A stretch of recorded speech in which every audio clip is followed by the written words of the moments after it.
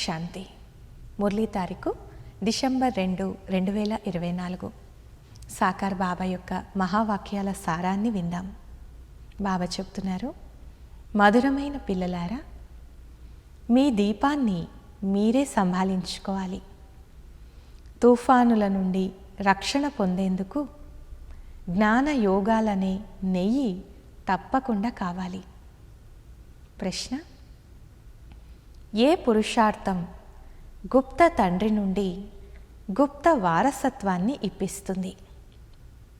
సమాధానం: అంతర్ముఖత అనగా నిశ్శబ్దంగా ఉంటూ తండ్రిని స్మృతి చేస్తే గుప్త వారసత్వం లభిస్తుంది. స్మృతిలో ఉంటూ ఆత్మ శరీరాన్ని వదిలిపోతే చాలా మంచిది. ఇందులో ఏ కష్టము లేదు. స్మృతితో పాటు జ్ఞాన యోగాల సేవ కూడా చేయాలి.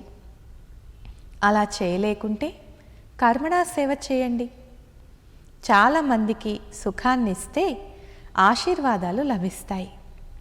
నడవడికలు, మాటలు కూడా చాలా సాత్వికంగా ఉండాలి.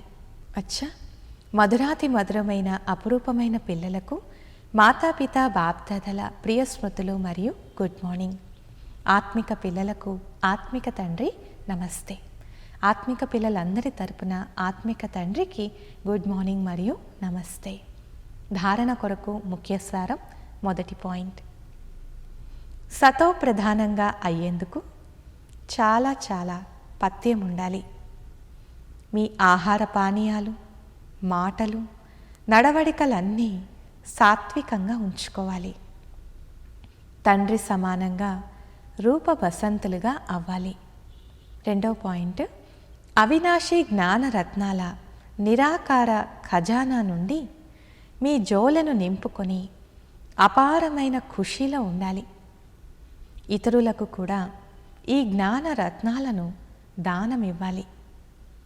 ఈరోజుటి వరదానము: నిర్మోహులుగా అయి దుఃఖము, అశాంతి యొక్క నామరూపాలను సమాప్తం చేసే స్మృతి స్వరూప భవ. వివరణ: ఎవరైతే సదా ఒక్కరి స్మృతిలో ఉంటారో వారి స్థితి ఏకరసంగా అయిపోతుంది. ఏకరస స్థితి అంటే అర్థం ఒక్కరి ద్వారా సర్వ సంబంధాలు, సర్వ ప్రాప్తుల రసాన్ని అనుభవం చేయడం. ఎవరైతే తండ్రిని సర్వ సంబంధాలతో తన వారిగా చేసుకొని స్మృతి స్వరూపులుగా ఉంటారో వారు సహజంగానే నిర్మోహులుగా అయిపోతారు.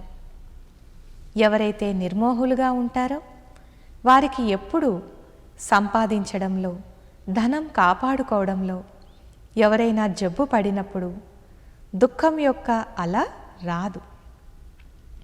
నిర్మోహి అనగా వారిలో దుఃఖము, అశాంతుల నామరూపాలు కూడా ఉండవు.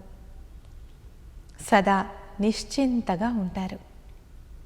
స్లోగన్: ఎవరైతే దయాహృదయులుగా అయి అందరికీ ఆశీర్వాదాలు ఇస్తూ ఉంటారో వారే క్షమాశీలురు. అచ్చా, ఓం శాంతి.